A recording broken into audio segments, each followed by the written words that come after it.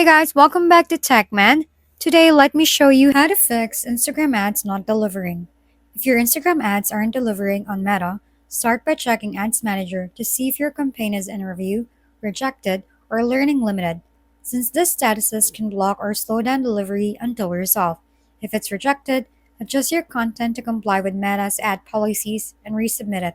Next, review your audience targeting because overly narrow interests, small locations, or tight demographics can limit reach, so broadening your audience or using Advantage Plus can help.